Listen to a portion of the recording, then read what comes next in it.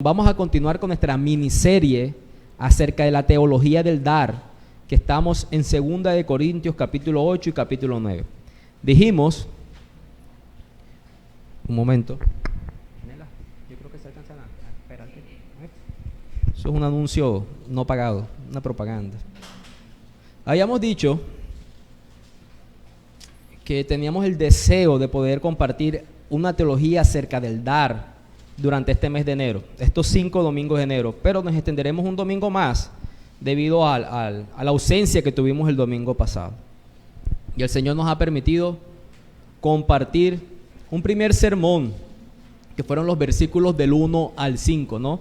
En 2 de Corintios capítulo 8, vimos del 1 al 5.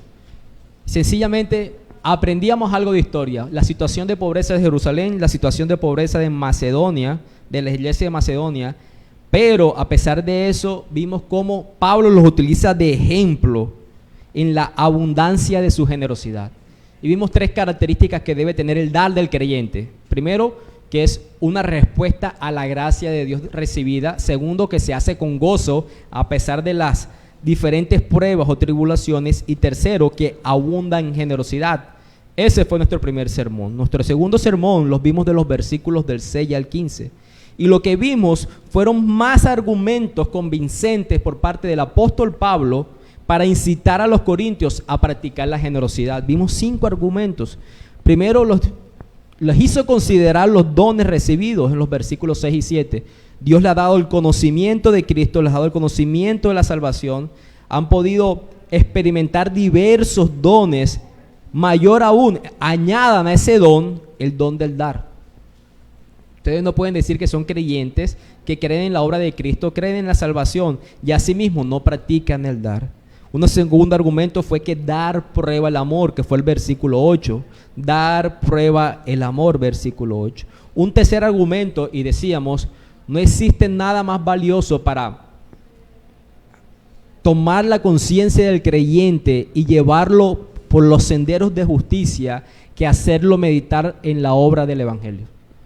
Pablo habla acerca de la gracia de nuestro Señor Jesucristo en el versículo 9. Pablo compara el Evangelio y hace pensar de esa forma a los corintios en llevar su generosidad. Vimos la riqueza de nuestro Señor, vimos la pobreza de nuestro Señor y vimos nuestra riqueza en Cristo. El cuarto argumento fue que terminaran la obra que ya habían iniciado. ¿Cuál obra? Pues esta colecta que estaban haciendo para traer fondos a la iglesia de Jerusalén.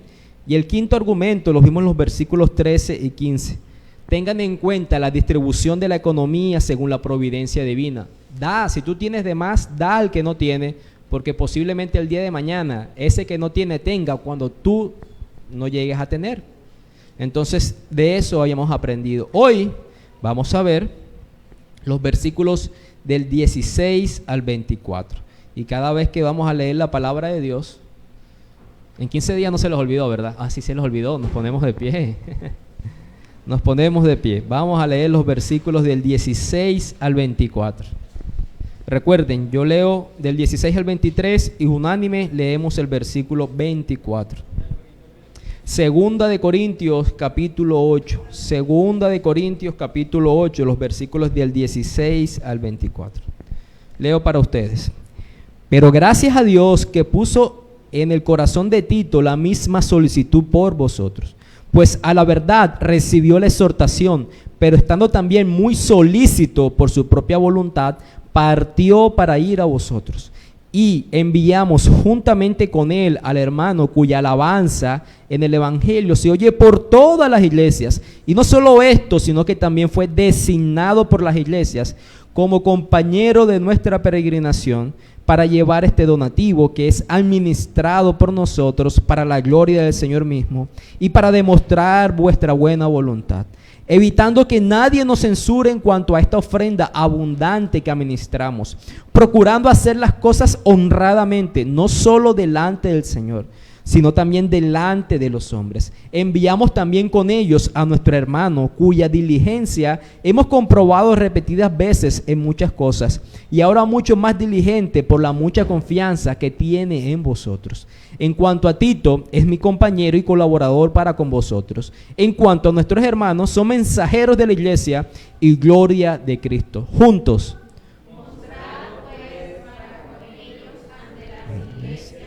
prueba de vuestro amor y de nuestro gloriarnos respecto de vosotros. Vamos a orar. Dios, Señor, Dios, antes de orar por este texto, oramos por agradecimiento, por poder orar juntos como un cuerpo, como una familia. Oramos porque podemos leer juntos tu gloriosa palabra. Oramos porque juntos seremos expuestos a tu presencia, a tu palabra, Señor, como una muestra, una sombra de lo que es la vida eterna en comunión contigo en el cielo. Padre, hemos leído tu palabra, Señor, y en principio parece una historia narrativa, quizás no con algún punto atractivo, pero hay tanta guía para nosotros como iglesia local. Padre, tú no nos has dejado en tiniebla cómo debe ser el comportamiento del dar, del ministerio de las ofrendas en tu cuerpo local, que es la iglesia, Señor. Tú nos guías y nos conduces por medio de ellas. Ayúdanos, Señor, a tener un espíritu enseñable, a tener un espíritu humilde para recibir así tu palabra. Ayúdanos, Señor, a que esas preocupaciones que tenemos queden por fuera, para que no sean de tropiezo al atender este mensaje. Ayuda a que este medio virtual pueda funcionar para que pueda llegar de perfecta forma a los hogares. Y te pedimos, Señor, por las muchas debilidades de este predicador, por su mente, por su cuerpo, por sus rodillas, Señor, para que no sean de tropiezo en este mensaje, Padre, para que mis muchos pecados no sean de tropiezo al momento de predicar tu palabra. Nosotros oramos en plena confianza de que Cristo lleva estas oraciones delante de ti con sus propios méritos, con la obra de salvación en la cruz del Calvario. Bendito eres Dios. Amén y amén.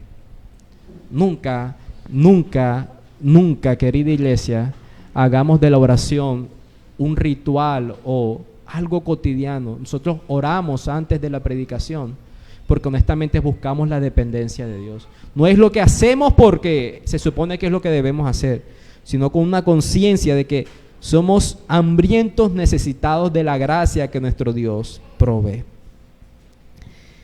Si hiciéramos una encuesta al público en general sobre cuál es la principal objeción que puede tener la ciudadanía en contra de la Iglesia Católica Romana y en contra de la Iglesia Cristiana Protestante, ¿cuáles creen ustedes que encabezarían esa encuesta?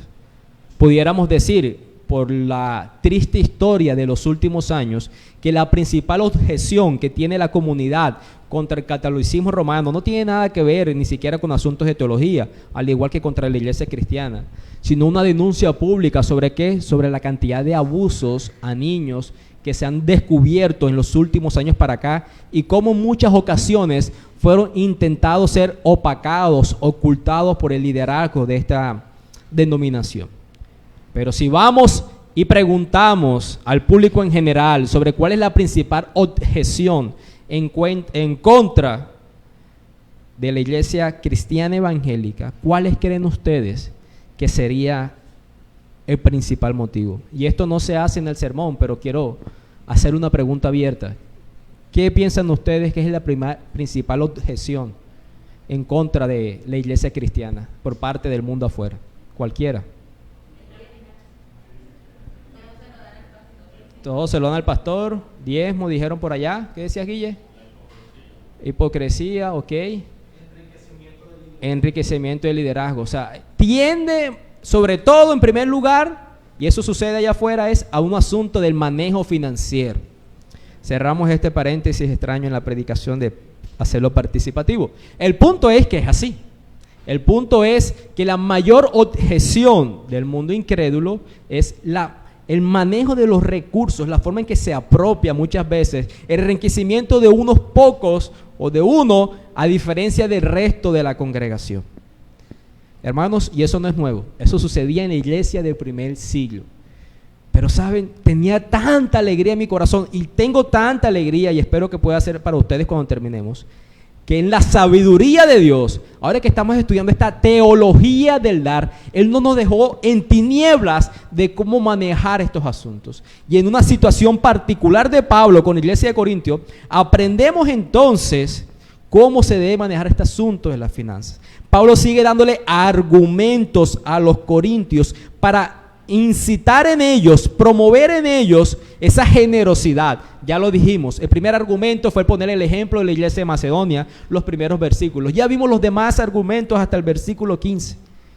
Esta mañana quiero compartir con ustedes dos argumentos. El primero lo vemos en el versículo 16 y el versículo 17, y es un liderazgo pastoral. Un liderazgo pastoral. Pablo le está diciendo a ellos: ustedes están dando bajo la supervisión de un equipo de pastores y hombres piadosos. Por eso Pablo empieza diciendo: pero gracias a Dios que puso en el corazón de Tito la misma solicitud por vosotros. Tito está participando de esta actividad de la recolección de la ofrenda para Jerusalén. Tito ya es una persona reconocida para la iglesia de Corintios, como vimos en el versículo 6. Él antes había empezado esa obra de recolectar este dinero para apoyar la iglesia de Jerusalén. Y como sabemos, Tito es un pastor. Tito les había llevado cartas, había hecho varios viajes a la iglesia de Corintios. Ellos amaban a Tito. ¿Cómo lo podemos ver? En el capítulo 7, precisamente, de Segunda de Corintios, hay una porción de cuando Pablo habla acerca de Tito. Dice que ellos fueron consolados, el versículo 6, con la venida de Tito, y habla acerca de la relación de la iglesia de Corintios por medio de la persona de Tito. Tito no era extraño para la iglesia de Corintios. El liderazgo de Pablo, como les había mencionado la vez pasada, había llevado a que algunas personas sintieran celos y en medio de la iglesia de Corintios se infiltraran ciertos personajes, falsos maestros en realidad, y habían sembrado la cizaña en contra del liderazgo del apóstol Pablo. Por eso el apóstol Pablo en este versículo no alaba únicamente la disposición de Tito, de decir: mira, Tito tiene el mismo sentir por ustedes, así como tenemos nosotros, sino que alaba a ¿quién? A Dios mismo. Dice: pero gracias a Dios puso en el corazón de Tito. Pablo está diciendo: la participación de Tito es por la motivación de la gracia que él ha recibido en su corazón. Tito ha entendido lo que significa la gracia de Dios, y eso es la gasolina que impulsa su actividad ministerial. Porque cuando Dios está involucrado en una obra que incluye actividad financiera, Dios pondrá en el corazón de los que lo dirigen. Él mismo va a dirigir a las personas que van a ser partícipes de la obra del dar. Y es importante que cualquier programa financiero dentro de la iglesia, los pastores piadosos sean guiados por Dios para creer que esto es correcto. No cualquier hermano, y sepas entender, no es un asunto despectivo, sino a alguien, y es lo que miraremos, que ha sido probado en el tiempo en su carácter. Debemos asegurarnos entonces que estos hombres tienen la teología correcta, así como el testimonio adecuado conforme a esa teología, porque según eso van a manejar los recursos recaudados por la iglesia local. Ustedes recuerdan la imagen en el libro de Hechos cuando la iglesia primitiva empezó a vender sus propiedades para satisfacer las necesidades de la iglesia de Jerusalén, delante de los pies de quien llevaban los dineros y las ofrendas recogidas de estas ventas o de sus propio trabajo, delante de quién, de los apóstoles, ¿no? Eso es lo que vemos. Ellos iban delante de los apóstoles con su dinero porque ellos querían que los hombres más piadosos le dieran uso para el reino de Dios. Y dice, hablando precisamente de la disposición de Tito, que él recibió la exhortación, es decir, participa también de esto, pero estando también muy solícito, ya tenía la disposición en su corazón, por su propia voluntad partió para ir a vosotros. Hemos aprendido por versículos anteriores que participar del dar nunca es por imposición, nunca es imposición dar ni participar del dar en la administración de esto, siempre es una respuesta a la gracia de Dios recibida. Participar del ministerio de Cristo, participar de la vida de la iglesia, nunca debe ser por algo impuesto, ¿no? Yo les decía que me identificaba como mi mentor Pablo, que en mi liderazgo pastoral yo no soy muy dado de asignar responsabilidades, sino más bien de incentivar de aquellos que sienten ese deseo en su corazón y preguntarles qué te lo impide. Hazlo. Porque por lo menos eso veo a la luz de las Escrituras. Si Cristo no te motiva a ti a servir a la iglesia, el pastor no va a ser la suficiente motivación. Y es lo que Pablo está diciendo acerca de Tito. Tito tenía la misma solicitud. Él fue orientado a decirle que participaba, pero en su corazón, por la gracia de Dios, también quería participar de eso. Entonces, vemos aquí que en el ministerio del dar de la iglesia cristiana es necesario el liderazgo pastoral. Es necesario el liderazgo pastoral. Y como segundo punto, que son los versículos del 18 al 23, vemos que también es necesario una responsabilidad administrativa. Es necesario una responsabilidad administrativa. En la iglesia de Corinto, como lo había dicho, por falso los líderes y debilidad en los miembros de la iglesia, se había esforzado por desacreditar a Pablo de muchas maneras. No faltaría el que llegara a pensar, ¿le vamos a entregar el dinero a este tipo, a este falso apóstol, como lo vemos en esta carta cuando él defiende su apostolado en el capítulo 11? Era muy cuestionado el ministerio del apóstol Pablo, incluso su enseñanza. Ustedes recuerdan cuando Pablo dice que en la cruz ve que la sabiduría de Dios y el poder de Dios. Unos reclamaban señales, otros reclamaban oratoria. ¿Por qué? Porque cuestionaban la predicación del apóstol Pablo. Él decía, no, yo me he presentado delante de ustedes con Cristo y crucificado. Se le cuestionaba su predicación, se cuestionaba aún su cuerpo, es decir, su anatomía. Era de alguien pequeño, de alguien que no tenía aporte como para ser un apóstol del ministerio. Se cuestionaba su liderazgo. ¿Acaso no iban a cuestionar el manejo de las finanzas? No faltaría que preguntaba, ¿será esta persona, Pablo, idóneo para manejar esta gran ofrenda, como vimos en un versículo que es mencionado más adelante? Y Pablo lidia con esto. ¿Y cómo lo hace? Lo vemos en el versículo 18. Dice, y enviamos juntamente con él, es decir, con Tito, al hermano. Enviamos con él. Hay alguien más que hicimos partícipe de esta obra de gracia de recaudar las ofrendas. Tito iba a llevar esta carta, que es la que conocemos como segunda de Corintios. Iba a ayudar también en la recaudación de las ofrendas, mientras que Pablo iba y los visitaba. Y para que este trabajo enviaron al hermano, que dice el versículo, cuya alabanza o cuya fama del evangelio se oye por todas las iglesias. Era alguien que entendía el evangelio, que en las cosas del evangelio era reconocido.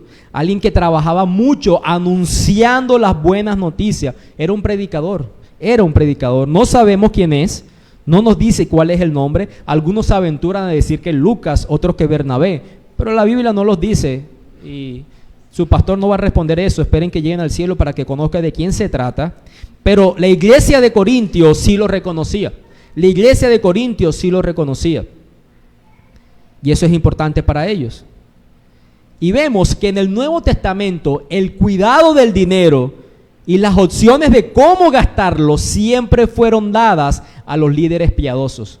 No un neófito, no alguien con un currículum vitae, con una hoja de vida, porque ha pasado por cargos administrativos, ha trabajado en un banco, ¿no?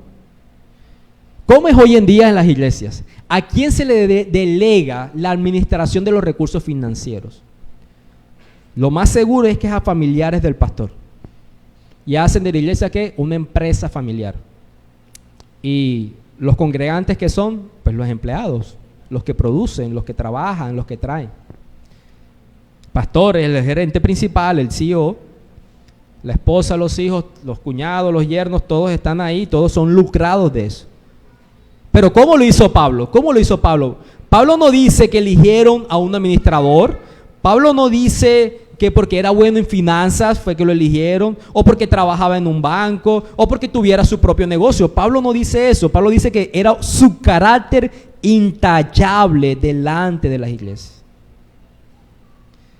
¿Qué añade Pablo en el versículo 19? Dice no solo esto, sino que también que fue designado por las iglesias como compañero de nuestra peregrinación para llevar este donativo. Oh, muy interesante.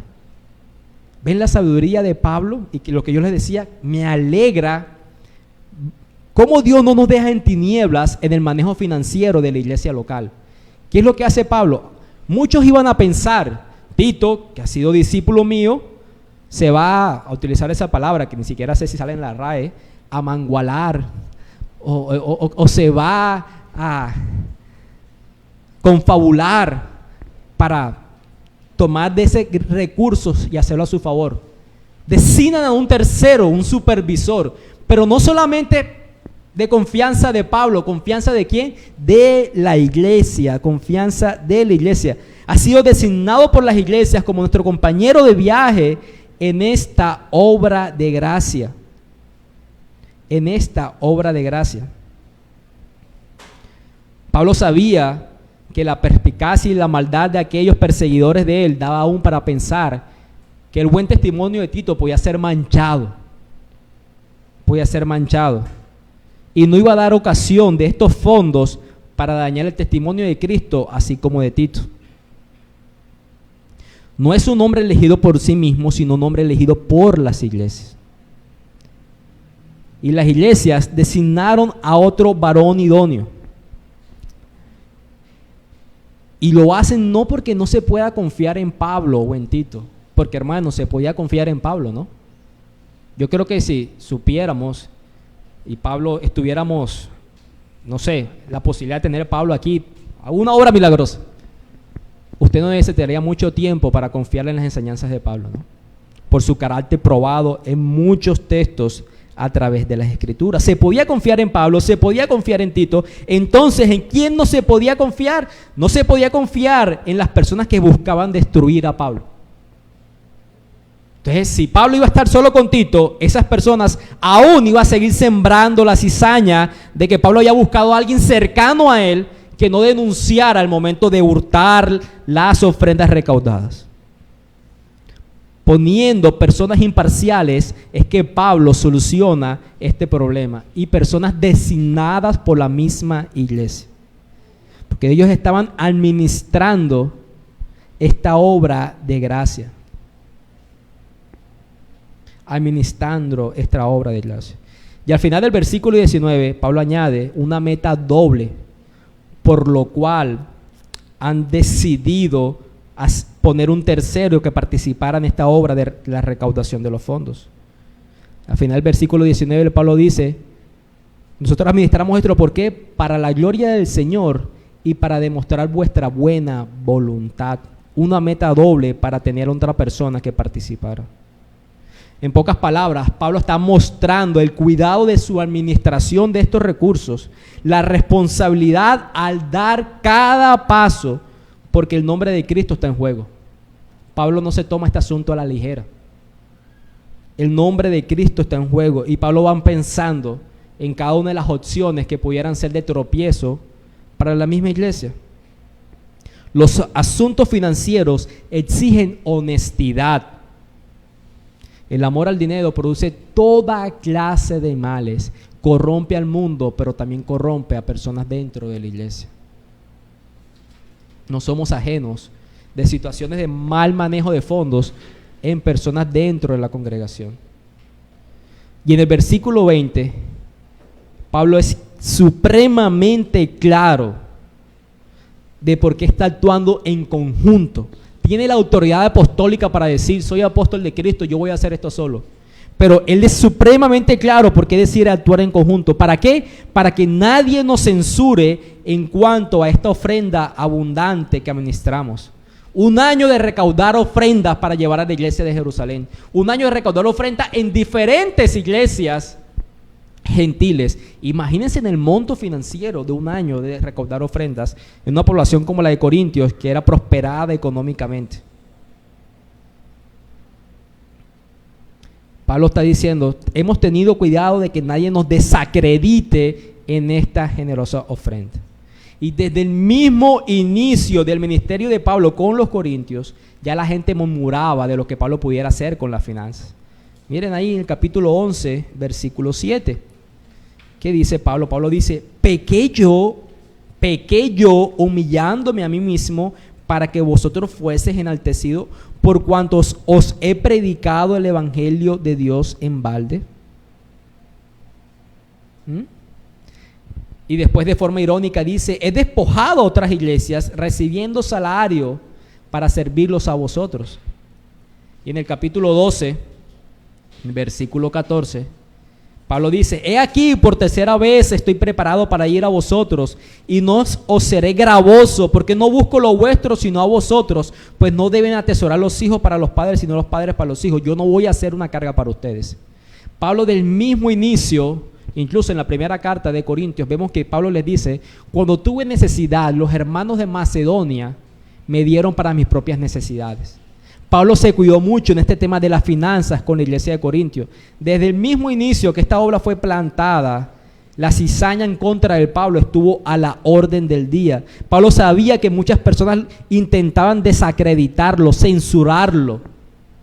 Y ahora que se estaba dando esta gran ofrenda, esta ofrenda abundante, Pablo dice, nosotros hacemos lo que hacemos, o yo he hecho lo que he hecho, de hacerlo en conjunto, para no ser de tropiezo y no crear desacreditación del Evangelio de Cristo.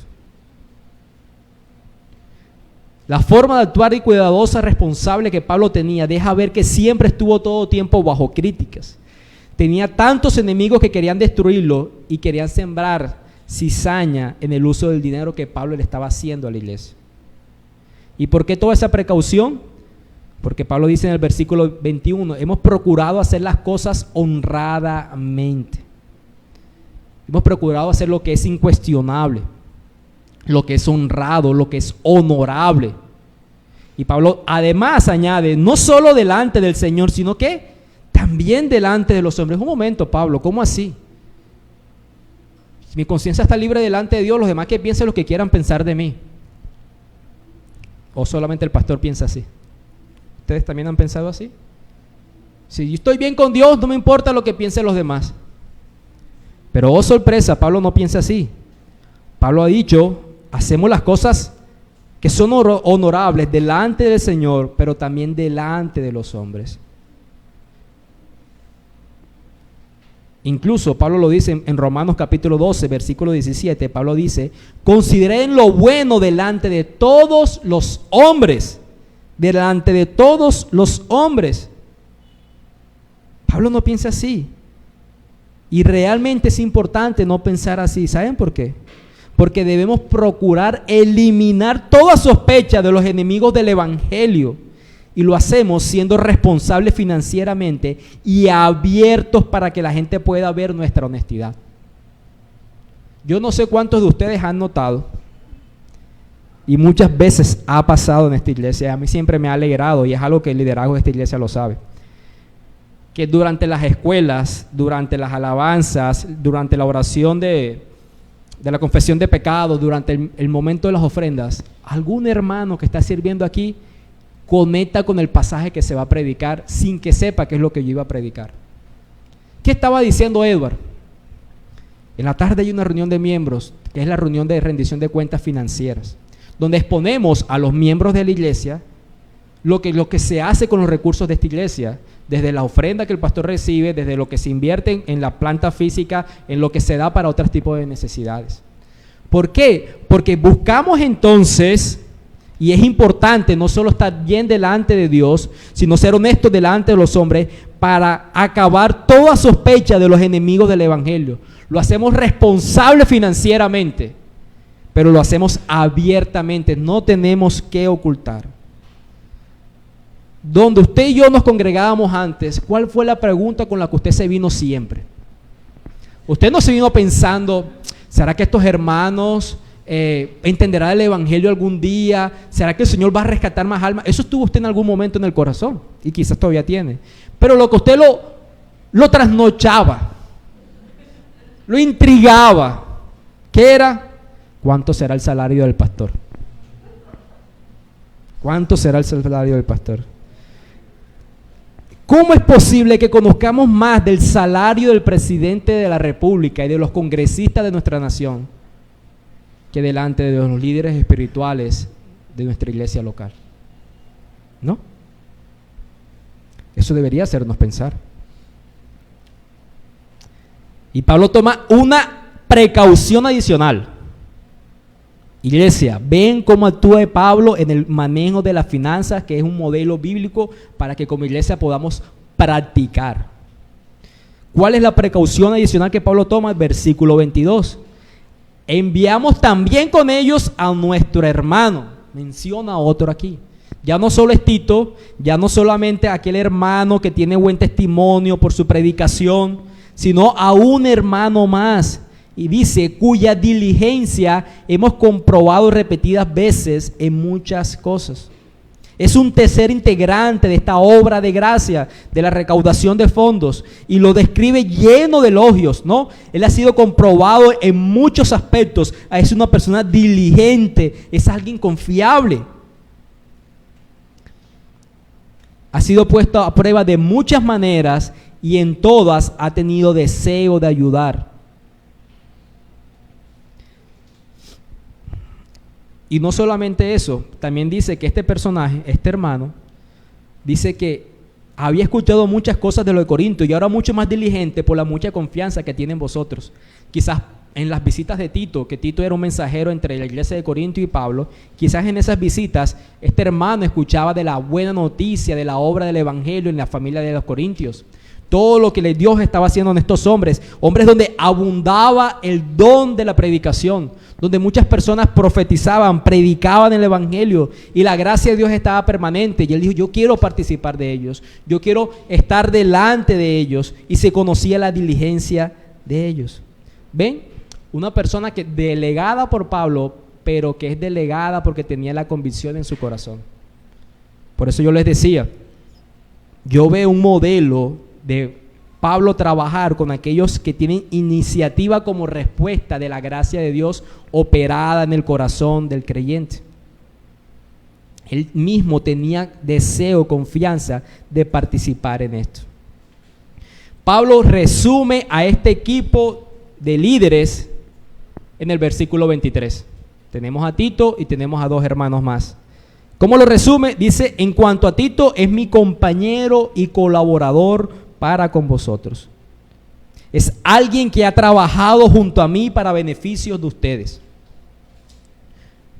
Y en cuanto a nuestros hermanos, son mensajeros de las iglesias. Y esa palabra aquí, mensajero, es la palabra apostolos, que significa apóstoles. Pero no es, porque miren cómo dice, son apóstolos o apóstoles de las iglesias. No es como Pablo se identifica, apóstol de Cristo. Aunque es la misma palabra, el oficio es distinto. Los apóstoles fueron designados por Cristo mismo, 12, y luego incluye por revelación personal a Pablo también, cuando iba de camino a Damasco. Pero ser designado, ser un apóstol de la iglesia, era alguien que era escogido por la iglesia, designado por la iglesia, para ser mensajero de la iglesia. Eran hombres oficiales y comisionados por las iglesias. Quizás en este caso por las iglesias de Macedonia. ¿Con qué intención en este propósito? Bueno, para ayudar y asegurar el dinero y llevarlo hasta Jerusalén. Eran reconocidos por la iglesia. Y eso debe hacernos pensar la responsabilidad de la iglesia. Pero Pablo añade una frase muy interesante. Y dice, no solamente eran mensajeros de las iglesias, asignados para participar de esta obra de gracia, sino que ellos son, ¿qué? Gloria de Cristo. ¿Ustedes se imaginan su epitafio en la tumba así? Que digan que ustedes son gloria de Cristo. ¡Qué honor! ¿No? ¡Qué honor! Ellos son una gloria para Cristo, su virtud, su integridad, su servicio, su honestidad, su compromiso espiritual, predicadores de la palabra. No solo enseñan la sana doctrina, sino que viven de acuerdo a ella. Su carácter es evidenciable y es aprobado por la iglesia. Y entonces tú ves hombres así y a ellos asignas en sus manos el manejo del dinero recaudado por la iglesia. Tomas a los mejores hombres y así lo haces para dar gloria a Dios y no para avergonzar a Cristo y a su iglesia. ¿Qué sucede cuando en estas empresas familiares se asigna precisamente a los familiares para el manejo de los recursos financieros? Personas como ustedes y como yo salimos con la intriga, ¿cuánto era que se ganaba el pastor. Y Pablo termina usando unas palabras parecidas en el versículo 24 a las palabras del versículo 8. Mostrad pues para con ellos ante las iglesias la prueba de vuestro amor y de nuestro gloriarnos respecto de vosotros. Pablo está diciendo evidencia en el amor. ¿Recuerdan lo que decíamos? El dar es una evidencia del amar. Decíamos, tú puedes dar sin amar, pero tú nunca puedes amar sin dar. Si tú amas a Dios y amas al prójimo, siempre vas a dar. Tú puedes dar sin amar. El hombre hace eso en las obras de beneficencia. Pero aquel que ama a Dios y ama al prójimo, dará para las necesidades del prójimo. Es lo que dice el apóstol Juan en Primera de Juan. Aquel que ve las necesidades de su hermano y no participa de ellas, no ha experimentado el amor de Dios. Pablo les está diciendo a los corintios, miren, nosotros hemos tomado las precauciones necesarias. Hemos sido responsables en la administración de esta abundante obra de ofrendas que ustedes han recaudado. Hemos hecho partícipes a hermanos cuyo carácter ha sido probado. Por tanto, evidencien su amor con la libertad. Háganlo de conciencia, de tal forma que el nombre de Cristo sea glorificado. Dejen ver la prueba de su amor, que todos vean lo generoso que ustedes son. Nosotros nos gloriaremos de lo que le hemos dicho a los demás. Ustedes vean la generosidad de los corintios. Hemos ido a visitarlos y nos atienden, son muy atentos. Háganlo evidente por esta recaudación de estas ofrendas que estamos haciendo para la iglesia de Jerusalén. Y aquí hay muchas aplicaciones que yo quiero traer a nuestra iglesia local. Yo sé que ustedes han meditado alguna y espero que así sea a lo largo de escuchar esta explicación de este texto. La primera aplicación que yo quiero traer a ustedes es la responsabilidad de la iglesia al elegir sus líderes. ¿Qué quiero decir con esto? Sí, es verdad. ¿Cuánto sería cuánto sería el salario del pastor? El manejo de las finanzas donde yo estaba, eso era privado, eso no se sabía que hacían allá. ¿Y aquí? ¿Y ahora? ¿Quieres participar de la vida de la iglesia? ¿Quieres participar del reconocimiento de los líderes ¿Quieres participar del reconocimiento de los líderes que manejarán los recursos que aquí se recaudan? Porque levantar una crítica y no ser de ayuda en la elección de esos líderes, eso es ser hipócrita, ¿no? Es fácil levantar un dedo para la crítica, pero trabajar en la responsabilidad que tenemos como iglesia requiere tu participación presencial, ¿no? ¿Cómo vas a saber tú el carácter de una persona candidata para el manejo de recursos financieros si tú no compartes tiempo con estas personas? La virtualidad no es la vida de la iglesia. Una característica, de paso, se ha dicho que debe tener un líder de una iglesia local, es que es un hombre que acepta críticas. Y a mis hermanos varones que son formados en su carácter, si usted no va a aceptar críticas, el liderazgo no es para usted. Pablo, sumergido en críticas, vivió de tal forma que su conducta acallara ese tipo de voces y actuó pensando no únicamente que hacía las cosas para honrar a Dios, sino también ¿quién? Delante de los hombres. Si tú piensas que tú estás haciendo como futuro líder o líder de esta iglesia local las cosas que a Dios le agradan sin importar lo que demás piensan, liderazgo no es para ti.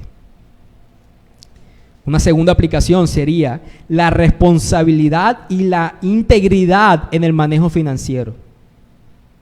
La Biblia no nos deja ciegas cómo las iglesias deben manejar sus finanzas. Y pongo un ejemplo tan práctico de esta iglesia local, hermanos, que se ha hecho desde siempre que ha sido así. Esta iglesia cuenta con hermanos en un equipo administrativo.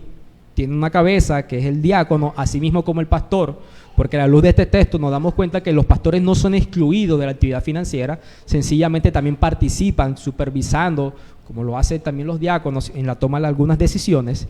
Pero asuntos tan sencillos que es como contar el dinero que se recauda domingo a domingo, nunca lo hace una persona sola. A veces cuando por situaciones providenciales el equipo administrativo está incompleto, alguien del equipo administrativo llama a un hermano miembro, y en ese cuarto que ustedes se han dado cuenta, las ofrendas siempre son contadas de a 2 personas. ¿Por qué? Para guardar las conciencias, para tener siempre seguridad que ha estado bajo supervisión, no de una sola persona. Y ese es el modelo que vemos en las Escrituras. ¿Queremos ser una iglesia bíblica? Pues debemos ser responsables e íntegros en aplicar el modelo que a la luz de este texto podemos ver. Una tercera aplicación es ser generosos como fruto de un liderazgo piadoso que honra a Cristo y al mismo tiempo evidencia nuestro amor por el Señor. Sea honesto con usted mismo. Esta sí no es una pregunta como al inicio del sermón. Esta es una pregunta para usted. Sus ofrendas en esta iglesia local, en generosidad y abundancia, son iguales en aquellas congregaciones a las que usted hoy en día ve que no sabe qué hacían con esas ofrendas. ¿Me hago entender? O ahora porque has llegado aquí y no estás bajo la misma opresión, más bien con una libertad de conciencia, ¿eres menos generoso? Pablo está diciendo aquí, miren lo que le hemos hecho con la responsabilidad y el carácter de las personas que están liderando esto. Abunden en generosidad. Hermanos, y eso es un peso para mi conciencia y para la conciencia de Edward. Somos jóvenes, somos débiles, pero nosotros deseamos honrar a Cristo y su nombre. Y esperamos que ustedes lo puedan honrar con su generosidad, viendo el mismo modelo que en la Escritura podemos apreciar. Quiero terminar diciendo, no puedes estar bien delante de los hombres si en primer lugar no estás bien delante de Dios. Pablo dice, hacemos las cosas delante del Señor, pero también delante de los hombres. Hay quienes quieren estar bien delante de los hombres y hacen todo para estar bien delante de los hombres, sin considerar a Dios. Y no puede ser así. ¿Saben por qué? Porque algún día te encontrarás delante de Dios y tendrás que rendirle cuentas a Dios. Si quieres estar bien delante de Dios, si quieres estar bien delante de los hombres, entonces está bien delante de Dios. ¿Y cómo puede el hombre ser reconciliado con Dios? Únicamente por el arrepentimiento de sus pecados, creyendo en la obra perfecta de salvación del Señor Jesucristo y abrazando esa obra para ser salvos. Amén. Vamos a orar. Padre Señor, gracias por tu bondad, por tu misericordia. Gracias por traer luz por medio de este texto de cómo debe ser el liderazgo en asuntos financieros. Esta teología del dar nos está inculcando, Señor, a ser generosos apoyando el liderazgo piadoso de la iglesia local.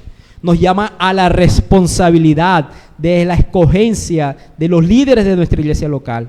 Tú has dado a los líderes como un regalo, pero en medio de ese regalo es la misma iglesia que los selecciona, los aprueba y los oficializa, Señor.